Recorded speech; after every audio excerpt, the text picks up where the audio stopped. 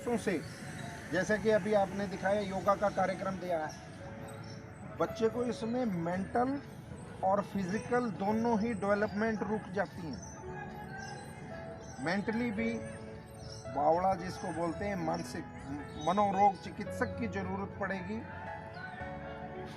और साइकोलॉजिस्ट की ज़रूरत पड़ेगी, फिजियोथेरेपिस्ट की ज़रूरत पड़ेगी, डॉक्टर की ज़रूरत पड़ेगी। थायराइड की प्रॉब्लम है, थायराइड की ट्रीटमेंट चलेगी। डिसेबिलिटी है तो उसके लिए प्रोग्राम है, फिजियोथेरेपी की ज़रूरत पड़ेगी। और इन इंटरवेंशन से ही, इस तरह के डॉक्टरी सलाह मशवरा से हम उस बच्चे को नॉर्मल तक ला सकते हैं, क्योंकि इसकी ग्रेडिंग है। कोई तो बहुत ज़्यादा जिसमें डिफेक्ट होंगे, किसी में बहुत कम लक्षण होंगे और किसी में पता भी नहीं लगेगा। डाउन सिंड्रोम होते हुए भी कई बार कोई लक्षण नहीं आते, नॉर्मल ही बिहेव करता है, नॉर्मल ही रहता है। तो डिपेंड करता है डिग्री कितनी सीवियरिटी है, कितना उसमें डिफेक्ट है। और इसीलिए ये जागरूकता बहुत ज़रूरी है। इसको हम नॉर्मल तक ला सकते हैं अपने प्रयासों से,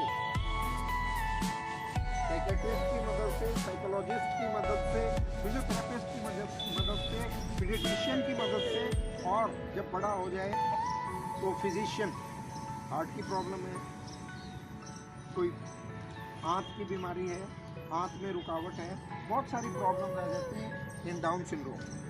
तो ऐसे में जागरूकता आपका ये बहुत अच्छा सराहनीय काम है जो लोगों में आप जागरूकता इस तरह से ये संस्था जो फैलाएगी, ये एक बहुत अच्छा कदम है।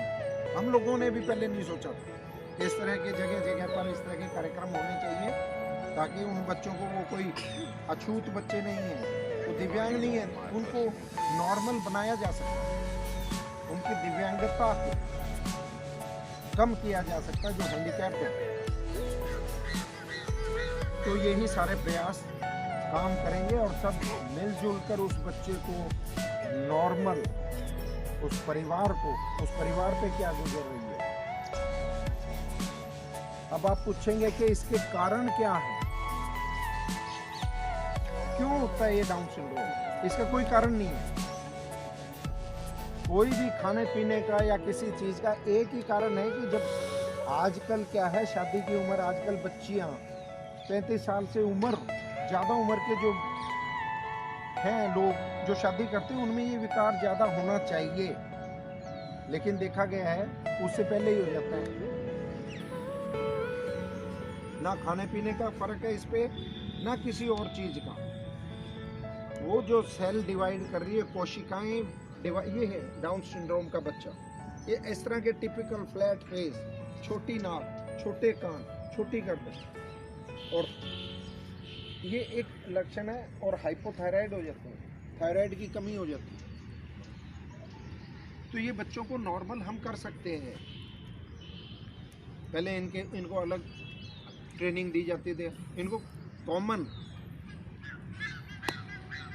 आम बच्चों की तरह इनको बनाया जा सकता है। सिर्फ उम्र का फ़र्क है कि ये थोड़े बड़े होके समझने लगते हैं। लेकिन इन बच्चों में एक और जो है, जो हम सबके भी बस में नहीं है, बड़े होके इनमें अल्जाइमर डिजीज़ होता है, भूलने का, पहचानने की,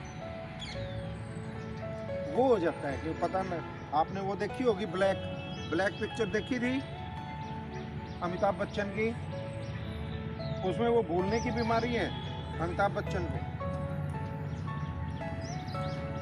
देखना कर। तो वो अल्जाइमर डिजीज उसको बोलते हैं, भूलने वाला, जैसे खाना खाने के बाद भी भूल जाए, पहचानना भूल जाते हैं, फॉरगेटफुलनेस। तो यही सब है, इनको नॉर्मल किया जा सकता है प्रयासों से। समाज का भी प्रयास चाहिए उसमें, पेरेंट्स को भी हौसला चाहिए। माँ बाप कितने टेंशन में आ जाते हैं, आजकल एक ही बच्चा होने लग गया, हम तो हमारा एक, पहले ज़माना था हम तो हमारे दो, नारा दिया था सरकार ने भी जनसंख्या कंट्रोल के। अब तो बच्चा ही एक होने लग गया, किसी के पास वक्त ही नहीं है उनको टाइम देने का भी। दोनों माँ बाप वर्किंग हैं, छोड़ के चले जाएंगे हाउस होल्ड के सहारे, जो कि आपका पीछे से देख रहा है।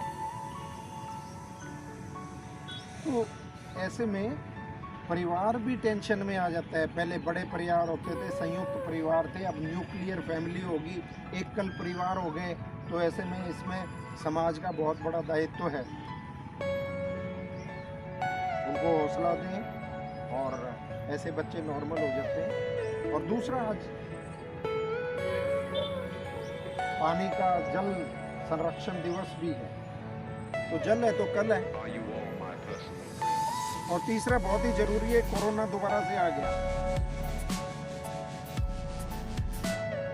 अभी कल की खबर थी, अमेरिका में एक आदमी के दोनों फेफड़े बदलने पड़ गए, ट्रांसप्लांट करने पड़ गए, दोनों फेफड़े उड़ गए। वो तो अफोर्ड कर सकते हैं, हम नहीं अफोर्ड कर सकते। सेफ्टी सेफ, सुरक्षा में ही सुरक्षा है। थोड़ा सा बचाव रखें और सुरक्षा, अपने आप को डिस्टेंस मेंटेन करें और जरूर करें। और मास्क बहुत सारी चीज़ों में बचाता है, कोरोना से नहीं, बहुत सारी बीमारियों, ये प्रदूषण इतना, उससे बहुत बचाव होता है। मैं तो आजकल कोरोना वैक्सीनेशन भी हो गया है, मुझे कोरोना भी हो चुका है, उसके बावजूद भी मैं मास्क लगाता हूँ कई और बीमारियों से बचने। धन्यवाद।